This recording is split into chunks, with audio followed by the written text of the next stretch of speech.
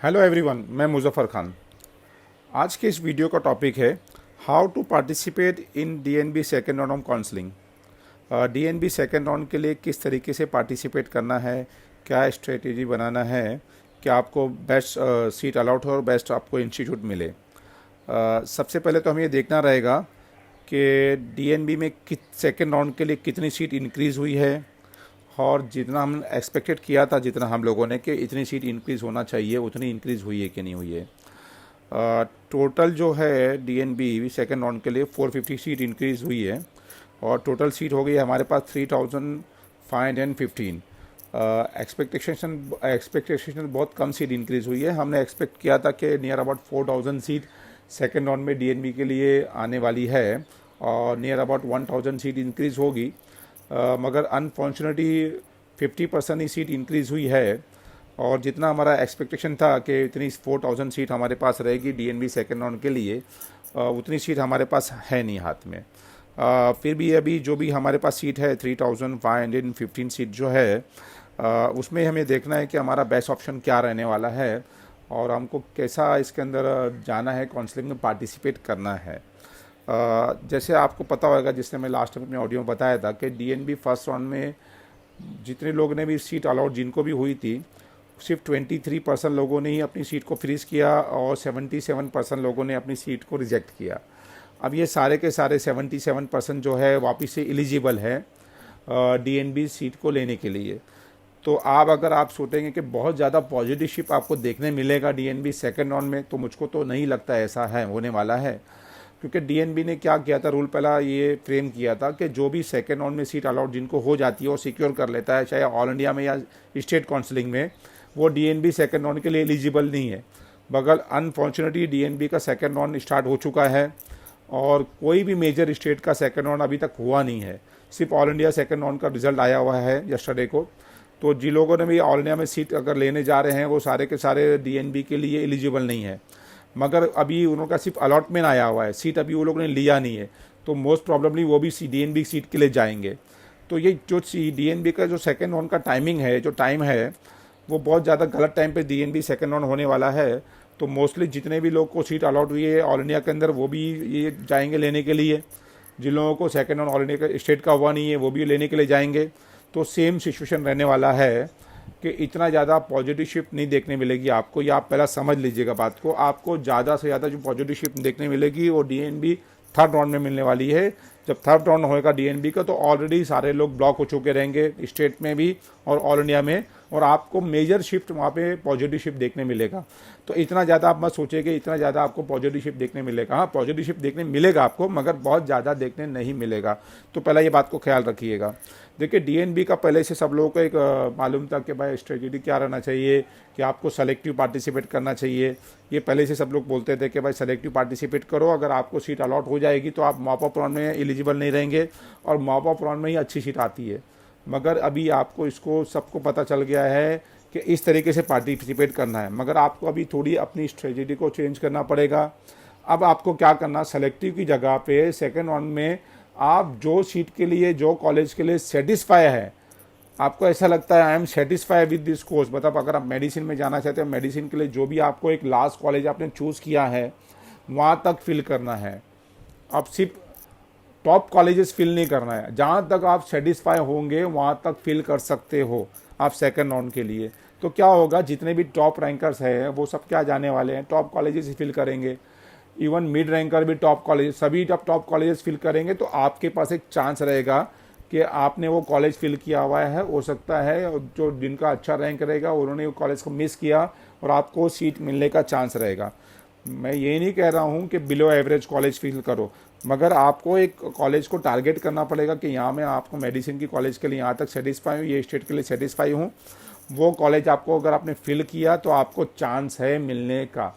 आप ये गलती मत कीजिए, अपने रैंक के हिसाब के पार्टिसिपेट कीजिए। आप ये मत सोचो कि मुझको, मैं अभी भी बोल रहा हूँ कि थर्ड राउंड में मेजर शिफ्ट मिलेगा आपको पॉजिटिव, मगर सेकेंड राउंड में भी अगर आपको पार्टिसिपेट करना है तो आपको ये अपने प्लान करना पड़ेगा। और ये प्लान आपका क्या रहेगा कि आप जो कॉलेज से सेटिस्फाई हैं वो कॉलेज की आपको सीट को फिल अप करना है।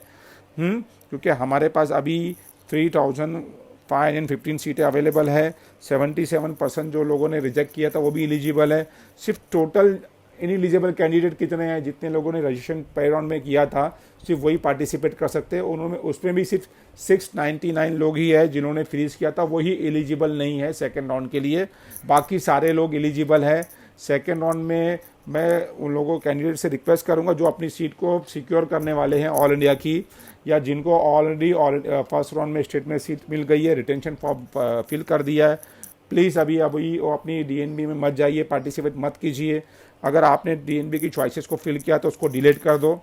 तो जो आपके अगर आपने ऑलरेडी सीट ले लिया है तो आपको नहीं जाना चाहिए, एथिकली भी नहीं जाना चाहिए और दूसरों की हेल्प करना चाहिए। आपको वहाँ पे नहीं जाना चाहिए सीट के लिए। अगर आपके सेकंड राउंड में सीट को लेने जा रहे हो ऑल इंडिया की, और अगर फर्स्ट राउंड में आपको कोई सीट अगर अलॉट हो गई, आपने रिटेंशन भर दिया स्टेट में और आपको सीट से सेटिस्फाई है, तो आपको डीएनबी सेकंड राउंड में नहीं जाना चाहिए, अपनी चॉइसेस को डिलीट कर देना चाहिए।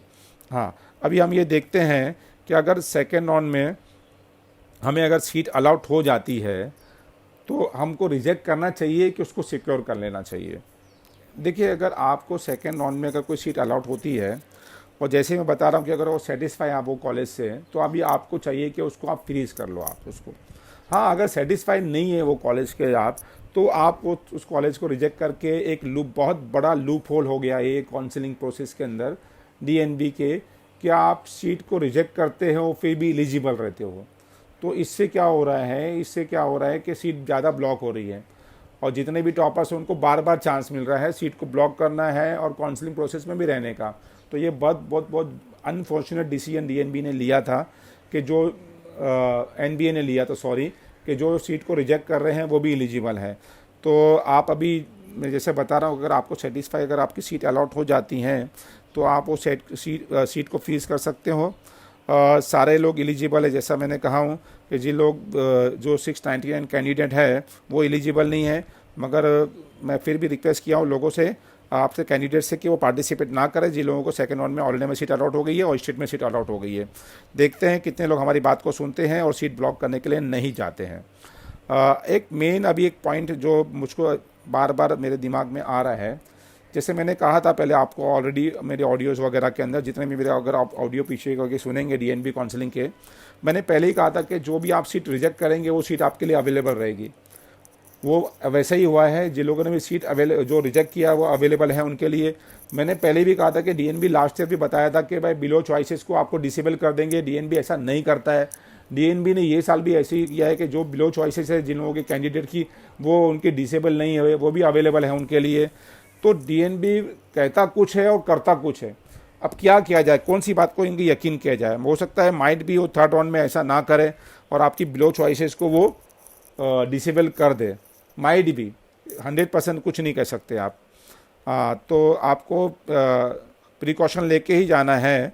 टॉप कॉलेजेस को ही पहला फिलअप करना है और जो टॉप कॉलेजेस नहीं है उसी को नीचे डालना है। तो चॉइसेस भरने के टाइम आपको ये ख्याल रखना है, जैसे मैंने पहले ही बताया, हम टॉप कॉलेजेस की जो है डीएनबी की वो लिस्ट मैंने अपनी वेबसाइट पे अपडेट किया हूँ, स्टेट वाइड अपडेट किया हूँ मैंने। ऐसा नहीं है कि दिल्ली की अगर मैंने फर्स्ट रखा हूँ उसके अंदर दिल्ली स्टेट को, तो दिल्ली स्टेट की सारी कॉलेजेस ही अच्छी होती है, उसके बाद दूसरी स्टेट की चालू होती है, ऐसा कुछ भी नहीं है। दिल्ली के मतलब दिल्ली की वो टॉप कॉलेजेस है, उसके बाद महाराष्ट्र के अंदर ये टॉप कॉलेजेस है, उसके बाद कर्नाटक के अंदर ये टॉप कॉलेजेस है। तो जो भी आपको टॉप कॉलेजेस की लिस्ट लग रही है उसके हिसाब से आप वो प्रीफर कर सकते हैं। वो लिस्ट को भी जाके देख सकते हैं मेरी वेबसाइट में जाके, जिस वेबसाइट का नाम है मेरी mededuinfo.com, mededuinfo.com, ये वेबसाइट का नाम है। वहाँ पे जाके आप आफ्टर एमबीबीएस कोर्स को क्लिक करेंगे, तो वहाँ पे आपको 3 कोर्सेज मिलेंगे, एमडी, एमएस और डीएनबी और सीपीएस। वहाँ पे डीएनबी कोर्स को आप क्लिक करेंगे, जो भी आप रेडियो को, डर्मा को, मेडिसिन को, तो वहाँ पे आपको वो टॉप कॉलेजेस की लिस्ट को आपको मिल जाएगी। आप उससे आप बेनिफिट ले सकते हैं। All the best to all of you, best of luck.